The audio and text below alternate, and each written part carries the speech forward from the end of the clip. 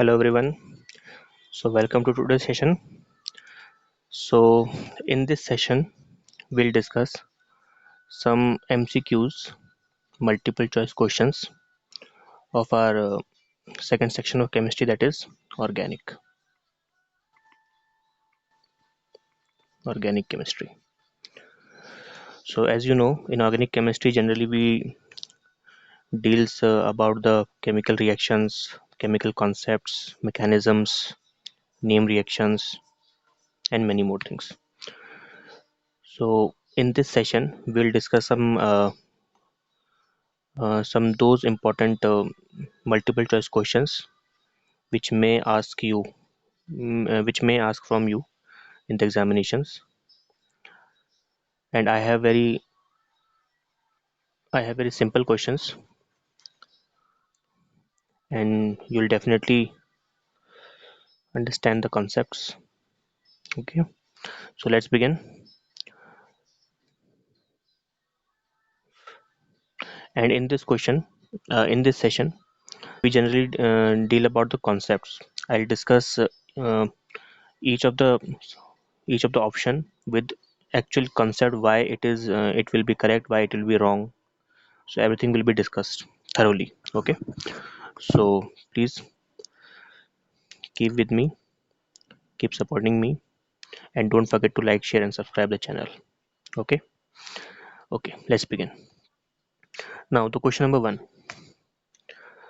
and I request you from all, do pay attention to this class because this will be beneficial for your further future examinations. Now the question number one is, as you can see on the screen, which of the following is not. इस तरह के keywords को आपको ध्यान देना चाहिए.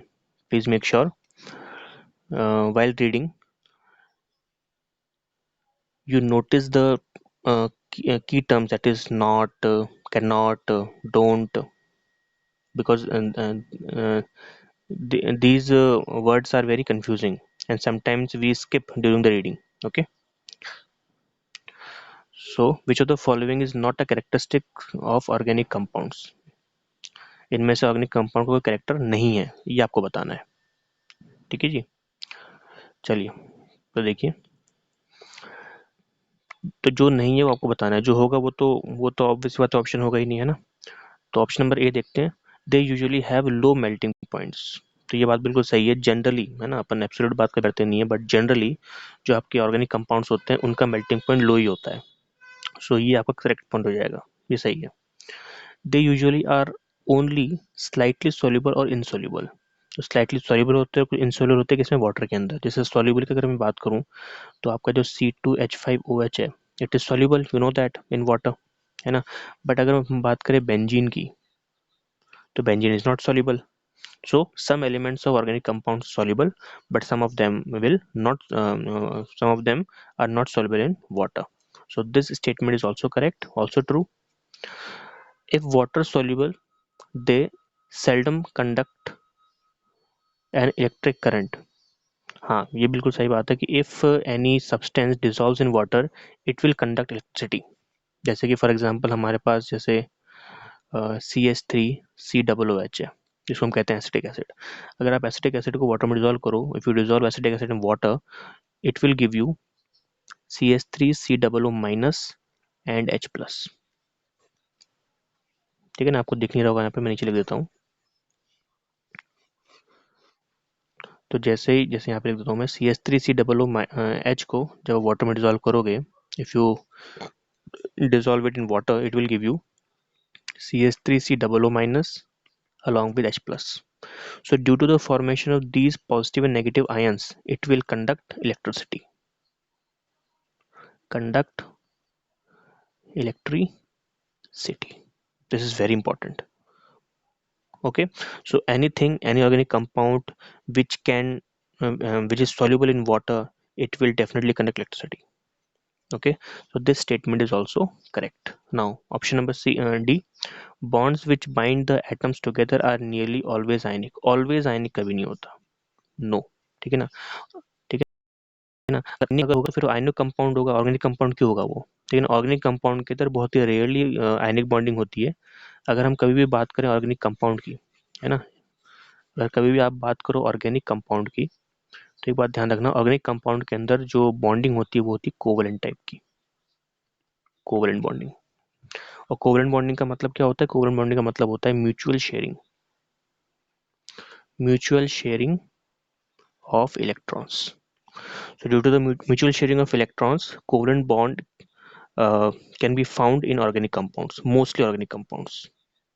ठीक है ना, जैसे कि आप फॉर एग्जांपल की अगर हम बात करें तो CH4 हो गया, है ना, बेंजीन हो गया, C6H6, ठीक है, इसके अलावा अल्कोहल हो गया, alcohol C2H5OH, all of them shows covalent bonding due to the formation of, due to the uh, sharing of mutual electrons with each other. So please make sure कि आपको सारी चीज अच्छे से ध्यान रखे। ठीक है, तो कौन सा ऑप्शन हमारा जो है ऑर्गेनिक कंपाउंड के क्राइटेरिया को फुलफिल नहीं कर रहा है, जो कैरेक्टर शो नहीं कर रहा, that is option number D. That's why answer will be your D. ठीक है, तो मैं इस सेशन के अंदर केवल क्वेश्चन के आंसर ही नहीं बता रहा हूँ, वो तो आपके सामने लिखा हुआ है ना, आप देख भी सकते हैं, आंसर यहाँ पे लिखा हुआ है, लेकिन इसके कॉन्सेप्ट जानने बहुत जरूरी है। तो आज के सेशन का पर्पज ये है कि हमको कॉन्सेप्ट समझ में आए, what is the concept behind this question, what is the concept behind the options which are given in the questions. Okay, so I hope आपको समझ में आ रही होगी ये बात। कोई भी आपका सजेशन हो तो आप प्लीज मुझे नीचे कमेंट करें कि जिस भी टॉपिक पे आपको वीडियो चाहिए, I definitely make a video on this topic. चलिए बात करते हैं ऑप्शन नंबर 2 की, सॉरी क्वेश्चन नंबर 2 की। Now question number 2, the element least likely to be found in an organic compound. तो वो कौन सा एलिमेंट है जो ऑर्गेनिक कंपाउंड में बहुत ही कम मिलता है? ऐसी बात है जो मिलता ही नहीं है बट मिलता है, ठीक है, मिलता है लेकिन बहुत ही लीस्ट क्वांटिटी में मिलता है। लीस्ट का मतलब हो गया बहुत ही कम, है ना, बहुत ही लीस्ट क्वांटिटी में मिलता होगा, तो ऑक्सीजन तो मिलता ही है, तो ये तो लीस्ट में हो नहीं सकता। पूरा का पूरा जो ऑर्गेनिक कंपाउंड है इस पे आई थिंक बेस करता है, चाहे अल्कोहल ले लो या ग्लूकोज ले लो, कुछ भी ले लो, है ना, इवन मिथेनॉल ले लो आप, कार्बन डाइऑक्साइड ले लो, ऑक्सीजन तो होता ही है। सल्फर, सल्फर भी मिलता है। सल्फर के अंदर जैसे कि आपका एक कंपाउंड जैसे मुझे याद आ रहा है, दैट इज CH3 का whole twice S, dimethyl sulphide, है ना, तो ये मिलता है। नाइट्रोजन ऑब्वियसली मिलता है। नाइट्रोजन की बात करें तो कहाँ मिलता है, जैसे कि CH3NH2, क्या बोलते हैं इसको, अमीन, इसके अलावा CONH2 एमाइड। तो ये इतने इंपॉर्टेंट फंक्शनल ग्रुप्स हैं, फंक्शनल कंपाउंड्स हैं, अगर नाइट्रोजन की एब्सेंस होगी तो कैसे काम चलेगा? ठीक है जी, दैट्स वाई ये ऑप्शन भी हो जाता है सही। तो कौन सा लीस्ट मिलता है? ऑब्वियसली बात है सिलिकॉन। ठीक है ना, सिलिकॉन जो है आपका वो जनरली हाई क्वांटिटी में आपको ऑर्गेनिक कंपाउंड्स में नहीं मिलेगा, तो ऐसे correct answer would be D. Okay, इस तरह से, तो ये इस तरह से आपको क्वेश्चन सॉल्व करना है ना। चलिए क्वेश्चन नंबर 3 देखते हैं। क्वेश्चन नंबर 3 देखिए, one of the major sources of organic compound is, major source पूछ रहा है ये, one of the major sources, natural gas, fermentation, sea water, atmosphere. Atmosphere के अंदर ऑर्गेनिक कंपाउंड नहीं मिलते मेजर क्वांटिटी में, तो स्मॉल क्वांटिटी में मिल सकते हैं, क्योंकि हम लोग केमिस्ट्री में कभी भी एब्सोल्यूट आंसर नहीं देते कि ये नहीं होता होगा, होता होगा कुछ परसेंटेज के अंदर, बट अपन यहाँ पे बात करते हैं मेजोरिटी और क्या बोलते हैं लीस्ट क्वांटिटी के अंदर। तो मेजोरिटी के अंदर एटमॉस्फेयर में तो नहीं मिलता, ये बात कंफर्म है, तो ये ऑप्शन कट जाएगा। सी वाटर की बात करें तो सी वाटर के अंदर भी ऑर्गेनिक कंपाउंड्स नहीं मिलते मेजर क्वांटिटी में, माइनर में मिलते हैं। बहुत सारे ऐसे फंक्शनल ग्रुप से जो मिलते हैं, जैसे कि COOH मिलता है आपका, NH2 भी मिलता है, एमीन ग्रुप, है ना, तो वो माइनर क्वांटिटी में, मेजर में नहीं मिलता है। फर्मेंटेशन की बात करें तो फर्मेंटेशन से मेजरली आपका C2H5OH बनता है, वो भी किससे, ग्लूकोज से। ग्लूकोज का फर्मेंटेशन करवाएंगे तो आपको इथेनॉल मिलेगा, ठीक है, लेकिन वो मेजर क्वांटिटी में नहीं है, वो एक एरिया स्पेसिफिक कंपाउंड हो गया, एरिया स्पेसिफिक प्रोसेस हो गया, कि आपको अल्कोहल अगर ऑब्टेन करना है then you are doing fermentation from glucose. ठीक है ना, तो आंसर क्या हो जाएगा, नेचुरल गैस। नेचुरल गैस में major source of organic compound मिलते हैं, ठीक है, और इसका बेस्ट एग्जांपल जो होगा आपका that is CH4, that is methane. Methane. ठीक है, मीथेन के अलावा जैसे बहुत सारी चीज़ें और मिलती है, जैसे कि मैं आपको बताऊं, C2H6 इथेन मिलता है, ठीक है ना, एक ब्यूटेन भी मिलता है जो कि गैस लाइटर्स के अंदर भरते हैं, है ना, पेट्रोलियम प्रोडक्ट्स हो गए, ये सब नेचुरल सब्सटेंस के एग्जांपल है, ठीक है ना। और नेचुरल गैस के अंदर मेजर तो आपका मीथेन होता है, फिर इथेन, ब्यूटेन भी मेजर क्वांटिटी में मिलता है, ठीक है, that's why the answer should be A. Okay, चलिए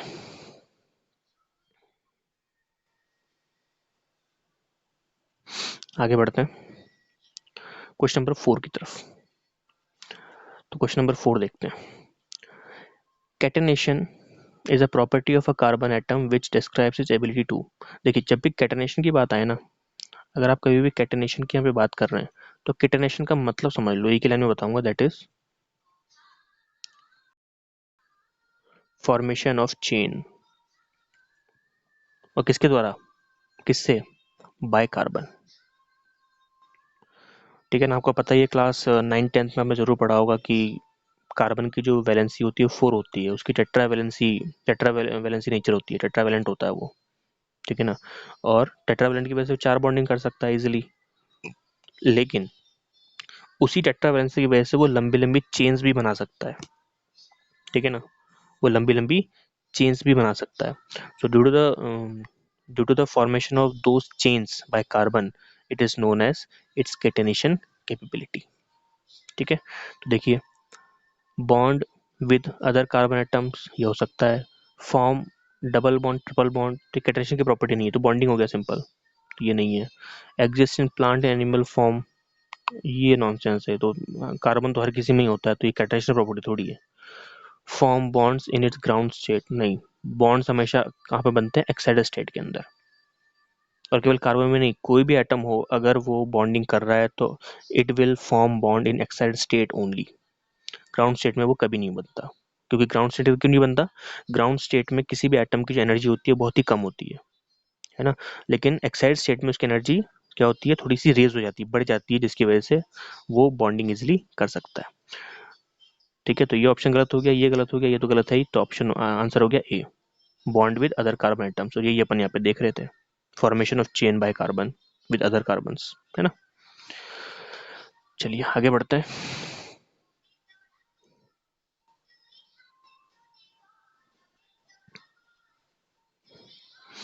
क्वेश्चन नंबर 5। ठीक है, सेशन अच्छा लगे तो लाइक जरूर कीजिएगा, है ना, शेयर भी कीजिएगा, सब्सक्राइब तो करना ही है आपको, और अच्छा अगर नहीं लगे मान लो, तो नीचे कमेंट करके बताइएगा क्या कमी है ना। जो भी कमी होगी, जो भी उसके अंदर डिमेरिट्स होंगे इस वीडियो के या भी सेशन के, उसको मैं फर्दर अगली क्लासेस के अंदर इम्प्रूव करूंगा डेफिनेटली। ठीक है, लेकिन बताओगे तभी होगा, अगर आप मुझे नहीं बताओगे तो मुझे पता नहीं लगेगा, मुझे लगेगा कि भाई मैं ठीक कर रहा हूँ, है ना, मैं सही से वीडियो बना रहा हूँ। ठीक है, कुछ भी मान लो जैसे कोई कमी रहती है, कोई आपको लगता है कि ये चीज़ एक्स्ट्रा आपको करना चाहिए, या फिर ये चीज़ सही नहीं है, आप इसको चेंज करो, so I will change definitely. Okay, thank you. Question number 5। In stable organic compounds carbon will always form. ठीक है, स्टेबल ऑर्गेनिक कंपाउंड्स में कार्बन हमेशा क्या बनाएगा, 2 बॉन्ड्स, 4 बॉन्ड्स, 3 बॉन्ड्स, 5 बॉन्ड। अभी जैसे हमने डिस्कस किया कि कार्बन की जब भी हम बात करें तो कार्बन कैसा होता है, टेट्रावेलेंट। टेट्रावेलेंट का मतलब क्या होती है, इसकी कितनी वैलेंसीज होती है, 4 वैलेंसीज। मतलब एक साथ ये कितने बॉन्ड बना सकता है, केवल 4, तो आंसर हो जाएगा 4 bonds. Okay, very simple question है ना, आई थिंक सबसे सिंपल यही है जो अब तक हमने जितने भी क्वेश्चन किए हैं पांचों में से। चलिए जी फिर आगे बढ़ते हैं। देखिए अगला question, carbon carbon double bonds consist of, carbon carbon double bonds consist of, तो कार्बन कार्बन डबल बॉन्ड का मतलब हो गया कि सी डबल बॉन्ड सी, तो इसमें क्या क्या होता है वो हमको बताना है, तो देखते हैं। 1 sigma bond 1 pi bond, 2 sigma bond 1 pi bond, 1 sigma 2 पाई, 2 सिग्मा 2 पाई। देखिए, तो कार्बन की देखो 3 वैलेंसीज होती है, 3 तरह की बॉन्डिंग करता है वो, मैं यहाँ पे लिख देता हूँ यहाँ पे। जब भी हम सी की बात करेंगे तो C single bond C, C double bond C, और सी ट्रिपल बॉन्ड सी, है ना। सी बात करें अगर सिंगल बॉन्ड की, तो सिंगल बॉन्ड का मतलब होता है सिग्मा, है ना। डबल बॉन्ड की बात करें तो एक सिग्मा और एक पाई, लेकिन अगर आप बात कर रहे हो ट्रिपल बॉन्ड की, तो इसके अंदर एक तो क्या होगा, ठीक है ना, इसके अंदर एक क्या होगा, इसके अंदर एक होगा आपका पाई, और दो होंगे इसके अंदर सिग्मास। सॉरी मैं उल्टा बोल रहा हूँ, सॉरी सॉरी इसमें उल्टा बोल रहा हूँ।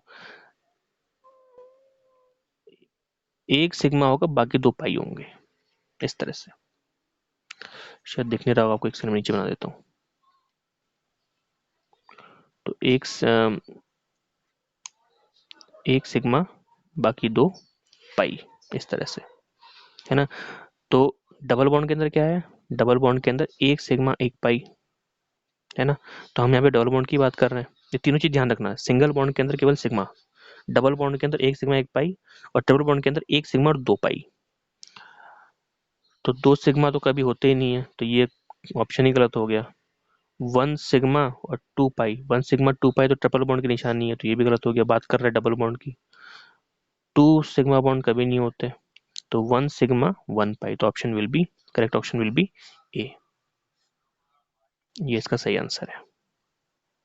ठीक है जी, चलिए क्वेश्चन नंबर 7 की तरफ मूव करते हैं। Acetylene has a total of, पहली बात तो ये देख लो कि what is the meaning of acetylene. ठीक है, जब भी हम बात करेंगे एसिटाइलिन की, तो इसका मतलब हम किसकी यहाँ पे बात कर रहे हैं, ट्रिपल बॉन्डेड कंपाउंड की। एक सेकेंड, ये ट्रिपल बॉन्डेड कंपाउंड की। अब ट्रिपल बॉन्डेड कंपाउंड में देखो, सिग्मा, सिग्मा और एक सिग्मा और दो पाई, ठीक है। तो देख लो, थ्री सिग्मा बॉन्ड, तो वन टू थ्री, और टू पाई बॉन्ड, तो ऑप्शन सी सही हो जाएगा। वन सिग्मा तो है ही नहीं, है ना, आपको पता ही है, ऑप्शन गलत हो जाएगा। टू सिग्मा भी नहीं है, वन सिग्मा भी नहीं है, ठीक है। तो option will be, correct option will be C. ठीक है, अब ये क्वेश्चन कब सॉल्व होता है, जब आपको एसिटाइलिन का मतलब पता होता। सिंपल चीज ये है ना। इसलिए कंपाउंड के नाम के साथ साथ उनका जो स्ट्रक्चर है वो भी आपको पता होना चाहिए, ताकि नाम आते पता लग जाए कि भाई वो कंपाउंड कौन सा हो सकता है। चलिए बात करते हैं क्वेश्चन नंबर 8 की। इन प्रोपीन, बात करते हैं प्रोपीन की, देयर आर, तो प्रोपीन देखो, ये होता है जी प्रोपीन। ये जो बॉन्ड छोड़ रहा हूँ ना, ये सब हाइड्रोजन है, एच एच एच एच, और यहाँ पे एच, इधर भी एच, ठीक है। ये होता है प्रोपीन। तो प्रोपीन में क्या बोल रहा है, कितने सिग्मा और कितने पाई, वही पूछ रहा है। तो सिग्मा गिन लो, एक, एक दो तीन चार पाँच छः सात, आठ सिग्मा है। तो आठ मुझे केवल यही दिख रहे हैं, एट सिग्मा बॉन्ड्स। तो A option will be correct. Eight sigma one pi bond, है ना। तो एक वन पाई बॉन्ड आपको पता ही है यहाँ पे, ठीक है। चलिए question number 9। In propyne there are, अब प्रोपाइन में क्या है, तो प्रोपाइन क्या होता है, दैट इज प्रोपाइन होता है आपका एच सी, इस तरह से कुछ, ये एच है, यहाँ पे भी एच है। तो देखो कितने इसके अंदर सिग्मा है, one two three four five six sigma है। तो सिक्स मुझे यहाँ पे दिख रहा है और यहाँ भी दिख रहा है, ठीक है। और एक पाई है, यहाँ पे टू पाई कर रखा, तो ये गलत हो गया। यहाँ पे वन पाई कर रखा, नहीं नहीं सही है, सही है, ट्रिपल बॉन्ड है ना। हाँ तो टू पाई, हाँ ये ठीक है, एक तो गलत हो जाएगा। तो ऑप्शन विल बी ए। अभी हमने पढ़ा था कि ट्रिपल बॉन्ड के अंदर दो पाई होते हैं, इसलिए ऑप्शन नंबर ए सही हो जाएगा। क्वेश्चन नंबर 10 की बात करते हैं। ठीक है, आप चाहें तो जो मैं एडिशनल फैक्ट्स बता रहा हूँ उसको आप नोट कर सकते हैं, उसको नोट कीजिएगा। और जब भी जैसे आप वीडियो को देखें ना, मेरा ही नहीं किसी का भी, तो कॉपी पेन लेके बैठा कीजिएगा, ताकि उस पूरे वीडियो के अंदर कोई ना कोई ऐसी बात होगी जो आपके काम आएगी during the study, during the preparation. तो वो आप लिखा कीजिए, इसको हैबिट बनाइए। 1 ब्यूटीन 3 आइन हैज। अब 1 ब्यूटीन 3 आइन की पहले बात करते हैं, इसका स्ट्रक्चर कैसा होता है। 1 ब्यूटीन, ब्यूट है इसका मतलब 4 कार्बन, तो 1 2 3 4। 1 ब्यूटीन 3 आइन, तो 1 2 3, तो यहाँ पे अपन ट्रिपल बॉन्ड, आइन का मतलब होता है ट्रिपल बॉन्ड, ये आ गया आपका 1 ब्यूटीन 1 ब्यूट 3 आइन। यह हाइड्रोजन, यह हाइड्रोजन और यह हाइड्रोजन, इस तरह से। तो देखो इसमें कितना सिग्मा है, इसमें सिग्मा है आपका 1 2 3 4 5 6 और 7, 7 सिग्मा है। तो 7 मुझे कहाँ पे दिख रहा है, 7 मुझे केवल एक ही ऑप्शन में दिख रहा है, वो है बी वाला, तो ऑप्शन बी हो जाएगा। ठीक है, कोई कंफ्यूजन ही नहीं है ना, इस तरह से। ठीक है, तो देखो क्वेश्चंस जो यहाँ पे मैंने दिए हैं वो सब आपके बहुत इंपॉर्टेंट है, हर क्वेश्चन में कुछ ना कुछ सिखाएगा। अब इस क्वेश्चन, ये क्वेश्चन देखने में बहुत सिंपल लग रहा होगा, लेकिन ये सिंपल तभी है जब आप इस तरह से स्ट्रक्चर बना पा रहे हैं। अगर आप स्ट्रक्चर नहीं बना पा रहे हैं तो होगी गलती, ठीक है ना। तो आपको हर क्वेश्चन से कुछ ना कुछ यहाँ पे सीख लेनी है। चलिए क्वेश्चन नंबर 11 की बात करते हैं। क्वेश्चन नंबर 11 देखते हैं। क्वेश्चन नंबर 11 बड़ा ही इंटरेस्टिंग क्वेश्चन है, देखिए। Compounds in which carbon use only sp3 habit orbitals for bond formation is। तो कार्बन अगर sp3 बॉन्डिंग कर रहा है तो उसका मतलब किस तरह के कंपाउंड बनाएगा, वो केवल टेट्राहेड्रल टाइप के। और टेट्राहेड्रल कंपाउंड्स में जनरली जो बॉन्डिंग होती है वो केवल और केवल सिग्मा बॉन्ड होते हैं, ठीक है। इसमें पाई बॉन्ड जो होता है ना, पाई बॉन्ड, वो क्या सा होता है, एब्सेंट होता है, एब्सेंट। पाई बॉन्ड इसमें एब्सेंट होते हैं, मतलब होते ही नहीं है, इसका कुल मिला के बात ये sp3 के अंदर। तो अब पाई बॉन्ड नहीं है, इसका मतलब हम किस चीज की चांसेस कम हो गए, दो चीजों के चांसेस कम हो गए, एक तो डबल बॉन्ड के और एक ट्रिपल बॉन्ड के। तो डबल और ट्रिपल बॉन्ड नहीं होगा sp3 के अंदर कभी भी, ये फिक्स है ना। तो चलो आंसर लिखते हैं फिर, देखते हैं। तो पहली बात देखिए, इसमें ये ट्रिपल बॉन्ड आ गया तो ये ऑप्शन गलत हो गया, डबल बॉन्ड आ गया ऑप्शन गलत, डबल बॉन्ड आ गया, डबल बॉन्ड आ गया, ऑप्शन गलत, आंसर ए। ठीक है, तो बहुत ही सिंपल चीज है। सो कुल मिला के कंक्लूजन ये निकलता है ये 11 क्वेश्चन करने के बाद में, if you have conceptual clarity you can correct maximum MCQ questions in examination easily, कोई दिक्कत ही नहीं आएगी आपको। ये तो फिर भी चलो लेवल 1 है, लेवल 2 के क्वेश्चंस आगे अपन करेंगे तो उसमें थोड़ा सा देखना पड़ेगा, लेकिन सब में एक ही एप्लीकेबल है, दैट इज आपकी कॉन्सेप्चुअल क्लैरिटी कितनी है।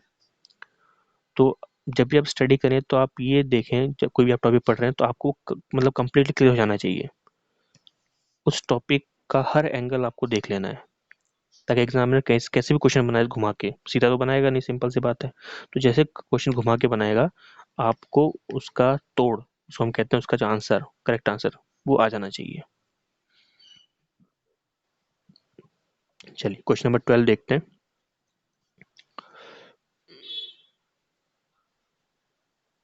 देखिए, compound in which carbon uses sp3 habit orbitals for bond formation is. अब वही सेम चीज, केवल सिग्मा होंगे, सिग्मा ओनली, इसके अंदर पाई बिल्कुल भी नहीं होगा, नहीं होगा बिल्कुल भी। तो यहाँ पे देखो पाई है तो ऑप्शन गलत हो गया, यहाँ पे भी पाई है ऑप्शन गलत हो गया, इधर भी पाई है ऑप्शन गलत हो गया, तो आंसर क्या आ गया, डी आ गया, है ना। ये अल्कोहल है, दिस इज योर एल्कोहल, और एल्कोहल में पाई बॉन्ड नहीं होता जनरली, है ना। चलिए, तो एक ही टॉपिक से मैंने 2 सवाल बनाए हैं, तो आपको समझ में आ गया होगा कैसे करना है। चलिए क्वेश्चन नंबर 13 देखते हैं। When the carbon atom is sp2 hybridized in a compound, it is bonded to। अब sp2 का मतलब क्या हो गया, sp2 का मतलब ध्यान रखना, एक पाई बॉन्ड होगा, केवल केवल एक पाई बॉन्ड, एक पाई बॉन्ड और एक सिग्मा बॉन्ड। समझ में आई बात, एक पाई और एक सिग्मा, जहाँ पे sp2 हाइब्रिडाइजेशन है। तो यहाँ पे देखिए 2 other atoms, 4 other atoms, 3 other atoms, 5 other atoms. तो 2 other atoms, 4 other, 3 other atoms, 5 other atoms it is bonded to, बना के देख लेते हैं ना। तो C बॉन्ड C, तो ये पूछना चाहता है कि अगर किसी के ऊपर sp2 हाइब्रिडाइजेशन है तो कितने एटम से बाइंड, कितने वो एटम अदर एटम्स के साथ बाइंड कर सकता है। तो ये तो सेम हो गया, तो इसको तो काट दो, तो 1 2 1 2 1 2 3 एटम्स हो गए ना। हाँ 3 हो गए, ठीक है। एक तो इसके साथ हो गया, एक यहाँ पे हाइड्रोजन आ जाएगा 2, यहाँ पे हाइड्रोजन 3, तो 3 हो गया आंसर। तो ऑप्शन विल बी सी, है ना, ऑप्शन विल बी सी।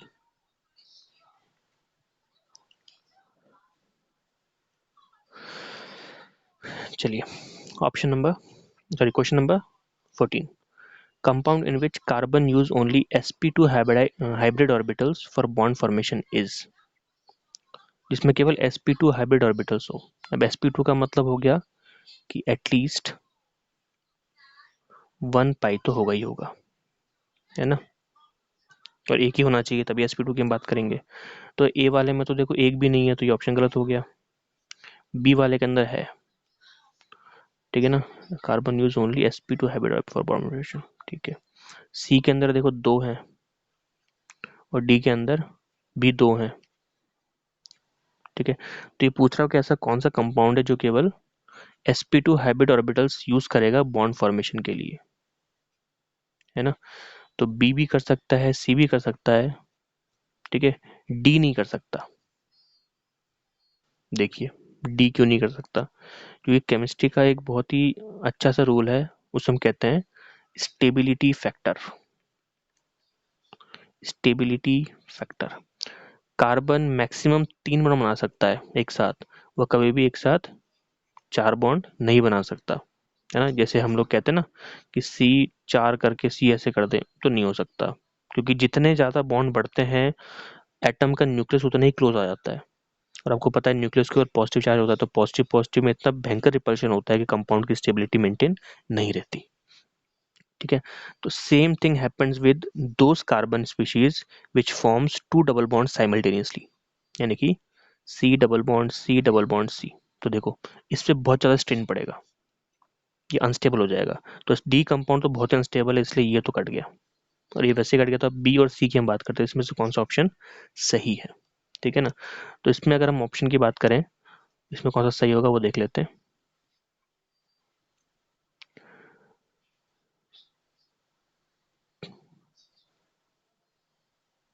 इसका ऑप्शन सी सही होगा। अभी लिखा हुआ इसलिए नहीं बोल रहा हूँ, इसका रीजन मैं बताता हूँ। ये है आपका रिंग कंपाउंड,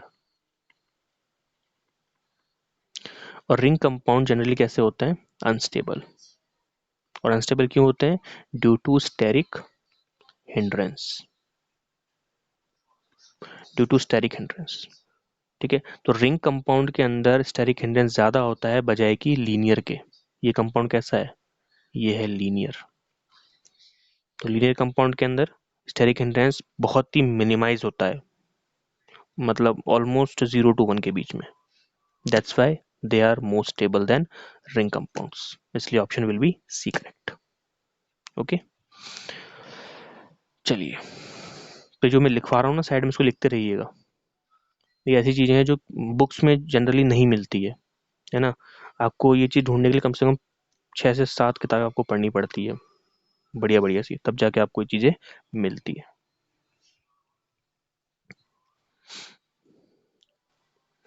चलिए आगे बढ़ते हैं क्वेश्चन नंबर 15 की तरफ। Which of the following is a planar molecule, इनमें से कौन सा मॉलिक्यूल प्लेनर है। प्लेनर मॉलिक्यूल कौन से होते हैं जी, प्लेनर मॉलिक्यूल जो प्लेन में रहते हैं, जिनमें एक्सिस नहीं होता। जैसे कि ये कंपाउंड जो है ना आपका, ये प्लेन में है। जैसे यहाँ पे मैं ए कर देता हूँ चारों, ये जो कंपाउंड आ रहा है ना, ये ऊपर से ये बी और ये बी, ये कंपाउंड जो है ना, ये एक्सियल कंपाउंड है। इसको हम कहते हैं एक्सियल, एक्सियल स्पीशीज। और ये जो है ना बाकी चार, इनको हम कहते हैं प्लेनर, क्योंकि एक ही प्लेन के अंदर है। ओके, तो आपको बताना है इन चारों में से कौन सा प्लेनर है। तो पहले अपन क्या काम, इन चारों का अपन फॉर्मूला लिख लेते हैं। फॉर्मेल्डिहाइड का HCHO, एसीटोन का CH3, COCH3, फॉर्मिक एसिड का HCOOH, एसिटिक एसिड का CH3COOH। अब देखिए इसके अंदर है ना, बी और डी ऑप्शन तो कट गए। क्यों कट गए? क्योंकि देखो CH3 sp3 हाइब्रिडेशन शो करेगा और sp3 के अंदर एक्सियल बॉन्ड्स होते हैं, तो कट गया ये। अब बचा फॉर्मेल्डिहाइड एंड फॉर्मिक एसिड। ठीक है, अब इसमें से सबसे बेस्ट जो आंसर है ना फॉर्मेल्डिहाइड होगा। क्यों होगा वो सुन लो। क्योंकि HCOH के अंदर C डबल बॉन्ड O और ये OH है, और ऑक्सीजन के पास अगर दो डबल बॉन्ड हैं, सॉरी दो लोन पेयर्स हैं, तो sp3 हाइब्रिडेशन शो करता है, और sp3 शो करने की वजह से कैसा होगा, टेट्राहेड्रल हो जाएगा, तो एक्सियल बॉन्ड शो करेगा। इसलिए करेक्ट ऑप्शन शुड बी ए, है ना। तो sp3 अगर किसने भी शो किया, इसका मतलब वो आपका क्या है, वो आपका एक्सियल बॉन्ड शो करेगा ही करेगा, है ना।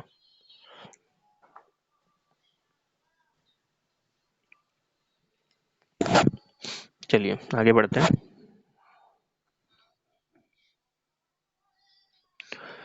क्वेश्चन नंबर 16 की तरफ।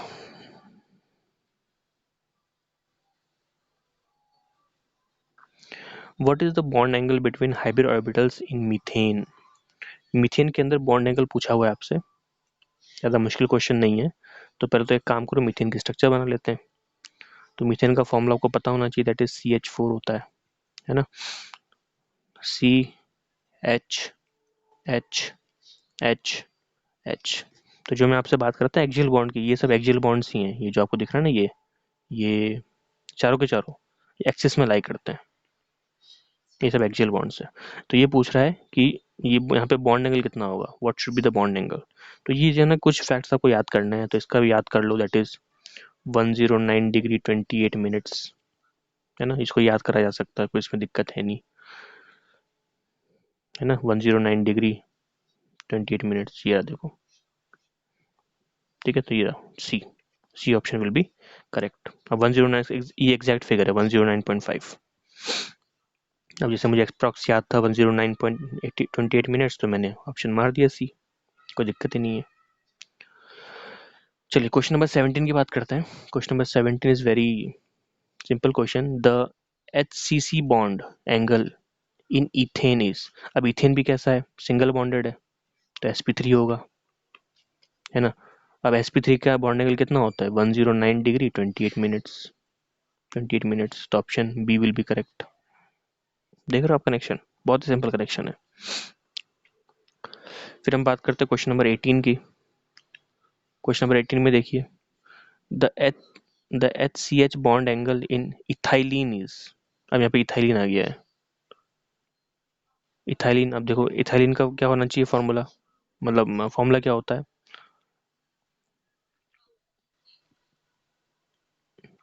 HHC, एक सेकंड नहीं दिख रहा होगा आपको, नीचे लिख देता हूँ मैं, HHC डबल बॉन्ड CH और H, ये होता है इथाइलिन।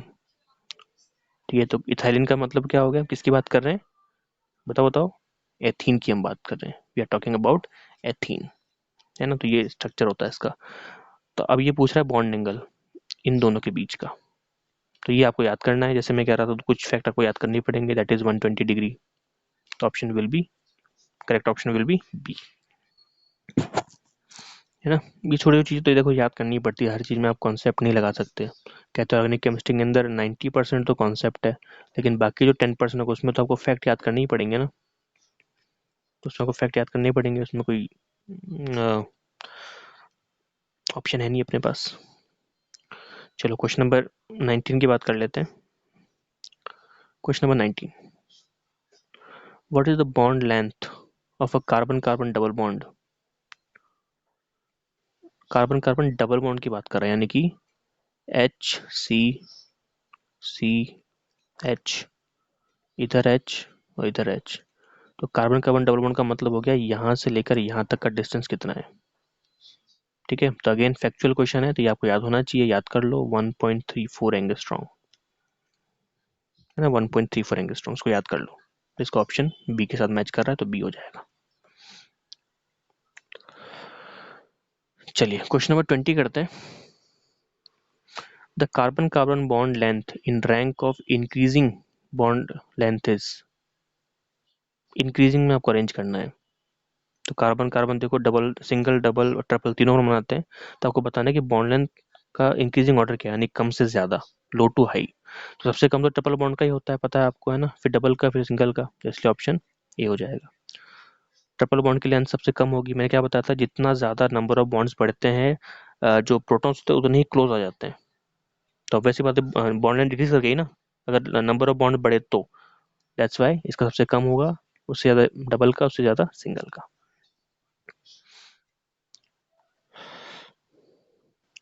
फिर हम बात करते हैं क्वेश्चन नंबर 21 की।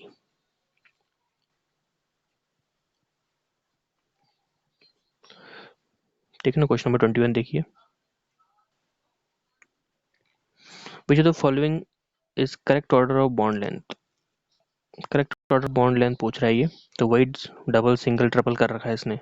ठीक है, सबसे ज्यादा बॉन्ड लेंथ तो सिंगल का ही होगा, है ना।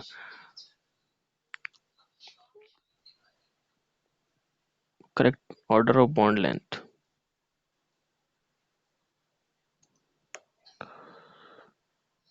सबसे ज्यादा किसका होगा बॉन्ड लेंथ, बी का।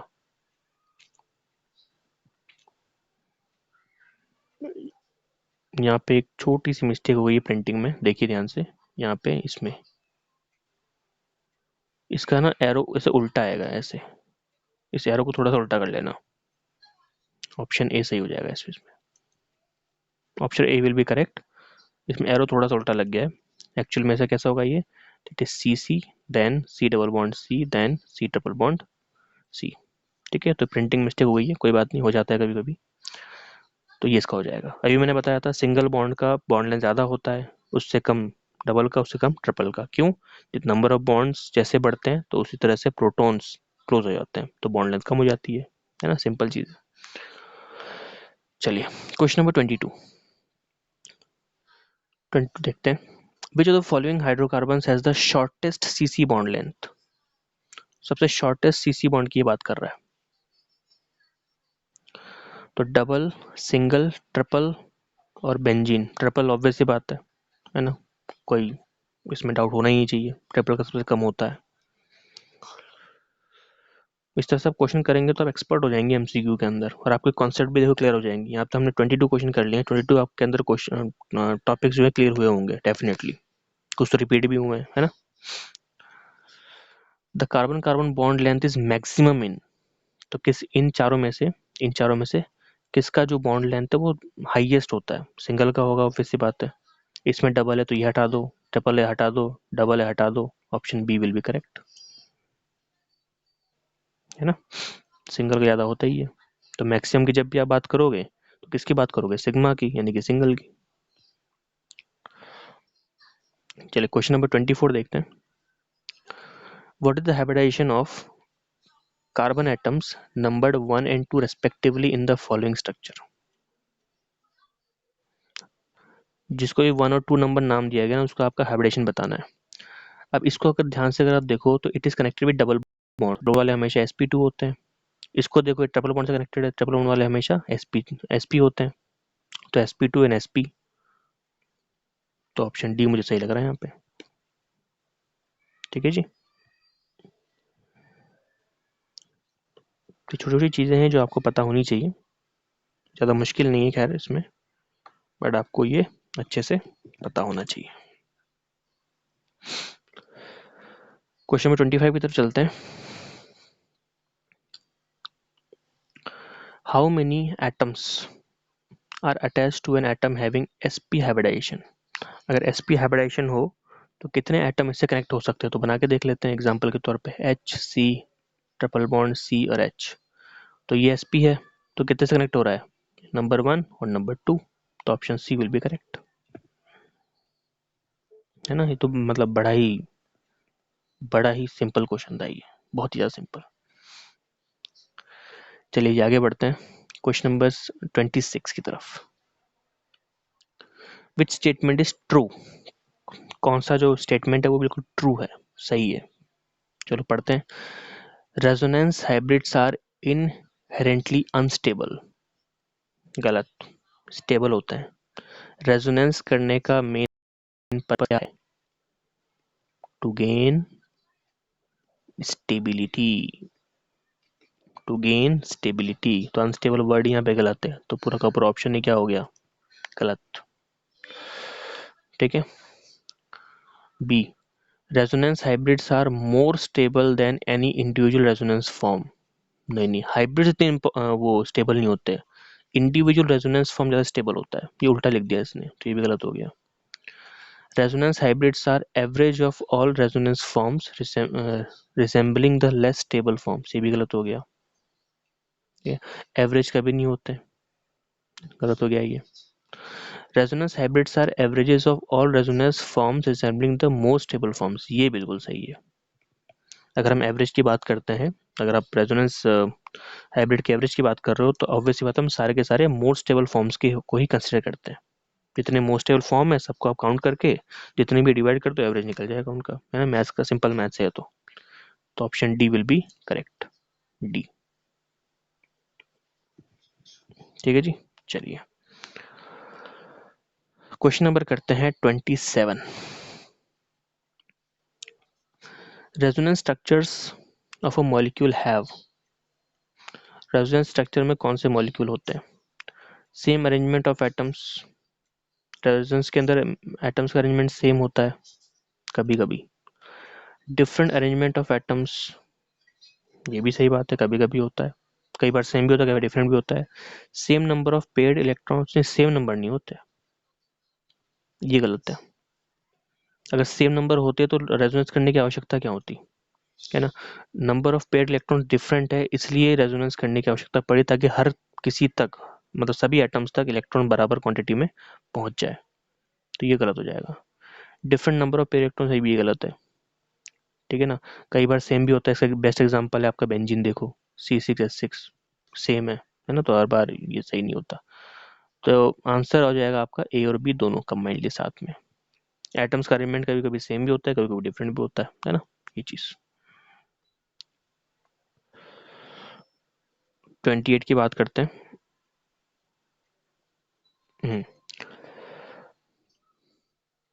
Which of the following compounds have planar molecule. वापस से आ गया प्लेनर वाला, है ना।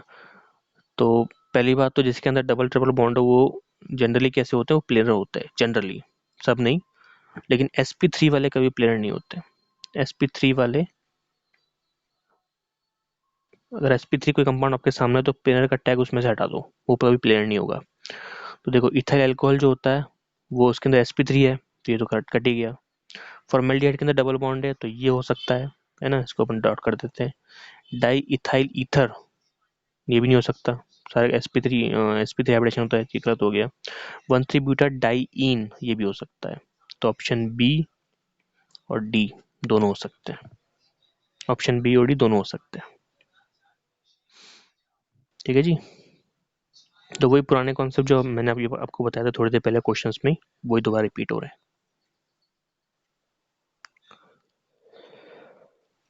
देखिए क्वेश्चन नंबर 29।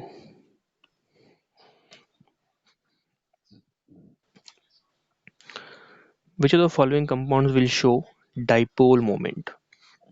पहली बात तो डाइपोल का मतलब समझ लो। डाइपोल का मतलब होता है partial positive and partial negative charge. तो पार्शियल नेगेटिव और पार्शियल पॉजिटिव चार्ज की वजह से क्या होता है, पार्शियल पॉजिटिव में से इलेक्ट्रॉन कहाँ पे जाते हैं, पार्शियल नेगेटिव की तरफ। तो इसको अपन इस सिंबल से प्रेजेंट करते हैं, इस तरह से सिंबल से। इसे हम कहते हैं डाइपोल, मतलब ऐसा मॉलिक्यूल जिसके पास दो पोल्स हैं, एक पार्शियल पॉजिटिव पोल, एक पार्शियल नेगेटिव पोल, है ना। तो जिसके पास होगा वही डाइपोल मोमेंट शो करेगा, सिंपल सी बात है। तो ऑर्थो डाइक्लोरोबेंजीन, एक काम करेगा, इन चारों के अपन स्ट्रक्चर बना लेते हैं, इस सब ज़्यादा अच्छे से क्लैरिटी में समझ में आ जाएगा। ठीक है, एक सेकेंड। तो अगर हम बात करें इसकी, इसका स्ट्रक्चर देखो, cis 1,2 डाइक्लोरो इथाइलिन। सिस डाइक्लोरो है ना, तो Cl डबल बॉन्ड ClH और H, ठीक है। फिर ऑर्थो डाइक्लोरोबेंजीन की बात करें तो ऑर्थो डाइक्लोरोबेंजीन कुछ इस तरह से होगा, Cl Cl। ट्रांस वाले की बात करें, ट्रांस 1,2 डाइक्लोरो, तो ट्रांस का मतलब हो गया कुछ इस तरह से। फिर पी डाइक्लोरोबेंजीन की बात करें तो पी डाइक्लोरोबेंजीन कुछ तरह से होगा, है ना। अब देखिए Cl ऑब्वियसली बात है इलेक्ट्रॉन खींचेगा, नो डाउट, है ना, इलेक्ट्रॉन खींचेगा वो अपनी तरफ, और ये भी खींचेगा। तो दोनों सेम ही क्वांटिटी से क्या कर रहे हैं, इलेक्ट्रॉन अपनी तरफ खींच रहे, तो डाइपोल मोमेंट कैसा होगा, कैंसिल आउट हो गया, है ना।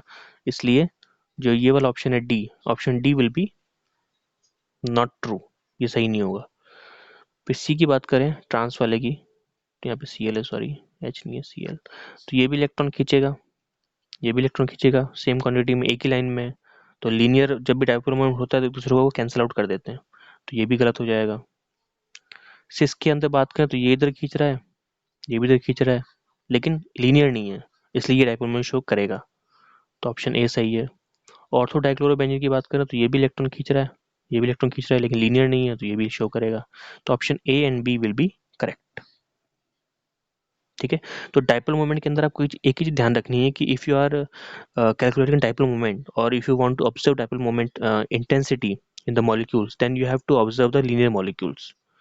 If you have a linear molecule, you have to cancel that molecule from the dipoles category.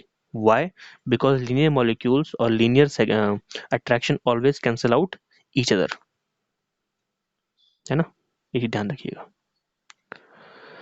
Question number 30 की बात करते हैं।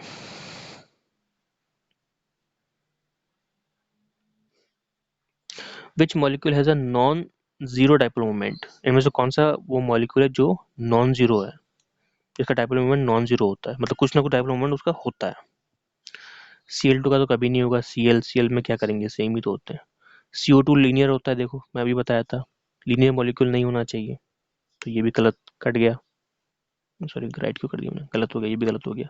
CCl4 की बात करो, देखो CCl, देखो Cl Cl Cl Cl, सबकी इंटेंसिटी सेम है, सेम मॉलिक्यूल जब भी होता है ना तो कुछ ना कुछ गड़बड़ होती है, तो ये भी शो नहीं करेगा, तो ऑप्शन क्या बचा, डी। क्यों, 3 Cl है और एक हाइड्रोजन है, तो सारे के सारे इलेक्ट्रॉन कहाँ चला गया, एक तरफ, तो इसलिए जीरो नहीं होगा, है ना, तो option D will be correct. ठीक है, तो आप देख सकते हैं कि जितने भी कॉन्सेप्ट हम पढ़ रहे हैं, they all are associated with each other.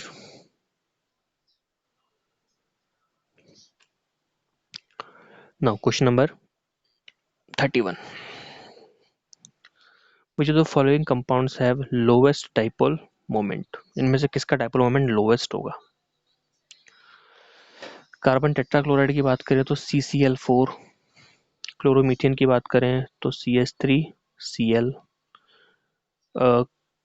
Dichloromethane की बात करें तो CH2Cl2, क्लोरोफॉर्म की बात करें तो CHCl3। तो ए का सबसे मिनिमम होगा क्योंकि एटम सेम है, अभी बताया था मैंने कि एटम सेम नहीं होने चाहिए। यहाँ पे देखो सेम नहीं है, 3 हाइड्रोजन और एक Cl, डिफरेंस आ गया, तो Cl ऑब्वियसली बात है बाजी मार के ले जाएगा इलेक्ट्रॉन्स। इधर भी देखो 2 हाइड्रोजन Cl2, इलेक्ट्रॉन कौन बाजी मारेगा, Cl। यहाँ पे Cl3 है, एक ही हाइड्रोजन है, तो सारा का सारा इलेक्ट्रॉन कौन ऑक्यूपाई कर लेंगे, तीनों के तीनों Cl, इसलिए option A will be correct for 31 question. Lowest होता है इसका क्योंकि एटम्स के सेम है, लोएस्ट या मान लो या फिर सबसे ना के बराबर ही मान लो, नेग्लिजिबल अमाउंट में, है ना। चलिए क्वेश्चन नंबर 32 की तरफ मूव करते हैं।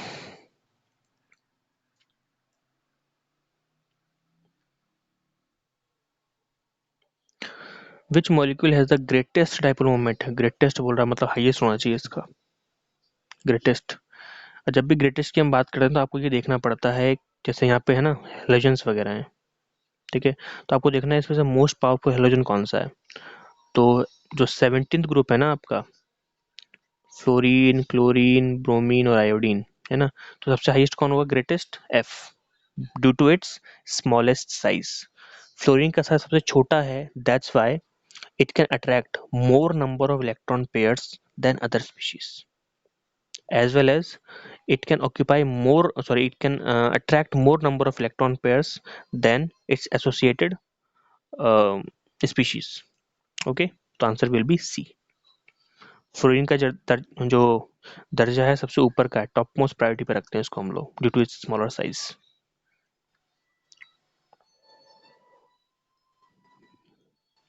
चलिए question number 33, which of the following compounds have highest dipole moment? Dichloromethane की बात करें तो CH2Cl2। इस तरह से ना स्ट्रक्चर लिख लिया करो, बहुत, सच कह रहा हूँ, बहुत इजी रहता है आंसर देना। CHCl3, chloromethane, CH3Cl, carbon tetrachloride, CCl4। अब CCl4 तो वैसे ऑप्शन गलत हो गया, सेम एटम नहीं होनी चाहिए, तो लोएस्ट होता है उसका, तो ये गलत हो गया। ठीक है, अब ए वाला देखो, बी वाला देखो और सी वाला देखो। तो CHCl3, CH3Cl और CH2Cl2 है ना, इसका आंसर आपको याद कर लेना, दैट इज ए। डाइक्लोरोमीथेन का वैसे भी, ये आपको बुक्स में मिल जाएगा, डाइक्लोरोमीथेन का वैसे भी ज़्यादा होता है CH Cl3 से और CH3Cl से। ठीक है ना, ये आपको ऑर्डर ध्यान रखना है। कुछ बातें ऑब्वियसली बात आपको याद रखनी पड़ेगी, तो इसको याद रख लो।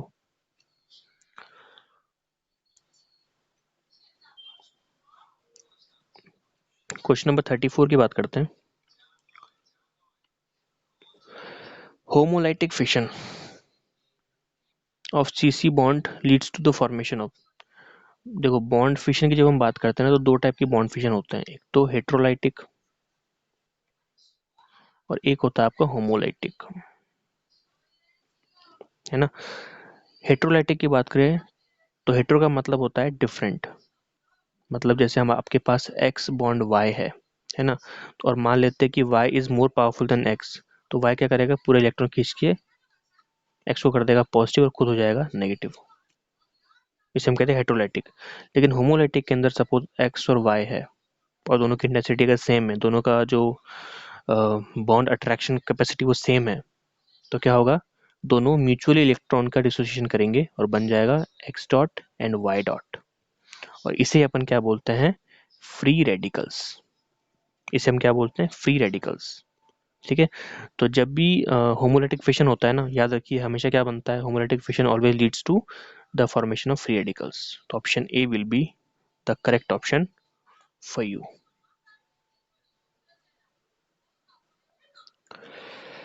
Question number 35,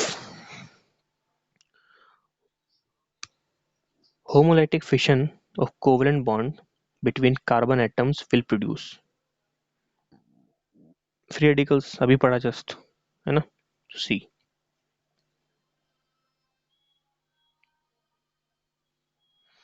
question number 36, the order of stability of carbocation, sorry carbonium ions, मतलब कार्बोकेटायन की बात कर रहा है ये। कार्बोनियम आयन का मतलब हो गया कार्बोकेटायन, और कार्बोकेटायन का मतलब क्या होता है, दैट इज सी पॉजिटिव। तो तो स्टेबिलिटी बताना है तो इसको याद कर लो, 3 degree C plus is more stable than 2 degree C plus and 1 degree C plus. इसको याद कर लीजिए, तो option A will be correct, tertiary than secondary than primary. ठीक है, इसको आप याद कर लीजिए, बहुत हेल्प मिलेगी आपको। जो 10% की मैं बात कर रहा था ना, जो फैक्चुअल डेटा, वो यही है। The order of stability of carb anion, carb anion का मतलब हो गया सी नेगेटिव, है ना, सी नेगेटिव की हम बात कर रहे हैं। तो सी नेगेटिव के अंदर थोड़ा सा आपको रिवर्स करना पड़ेगा, यानी कि 1 degree positive will be more stable than, so C negative will be more stable than 2 degree C negative, then 3 degree C negative, इसलिए option A will be correct.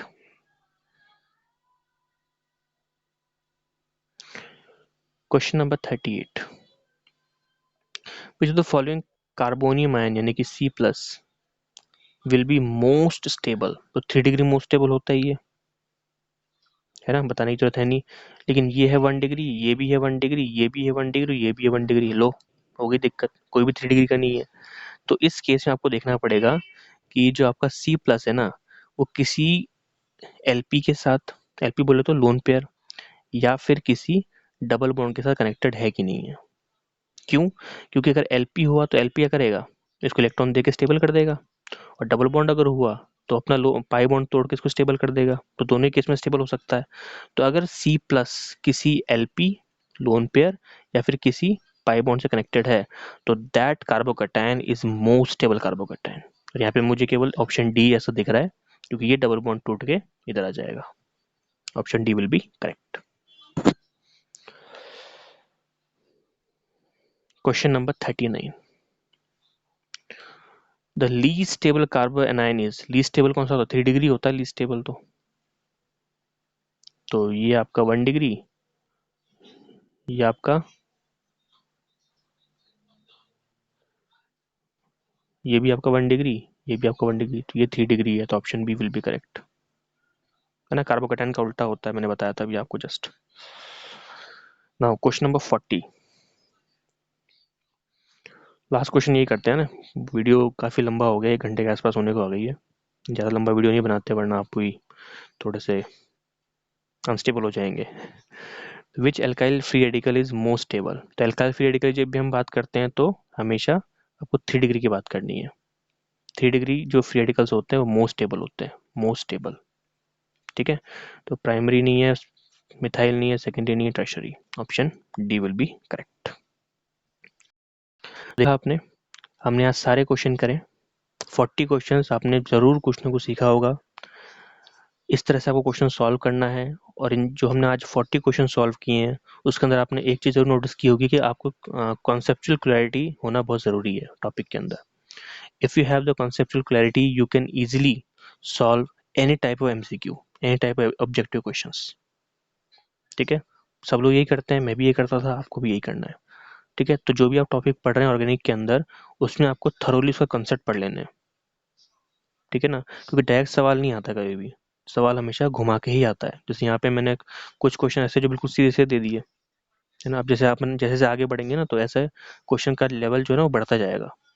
और एक टाइम पे मैं ऐसे क्वेश्चन भी आपसे करवाऊंगा जो मतलब आपको हवा नहीं लगेगी, क्वेश्चन कब आया और कब चला गया, जबकि वो क्वेश्चन बहुत ही सिंपल होते हैं, लेकिन उसको पूछने का तरीका इस तरह से है कि आप लोगों को समझ में नहीं आता।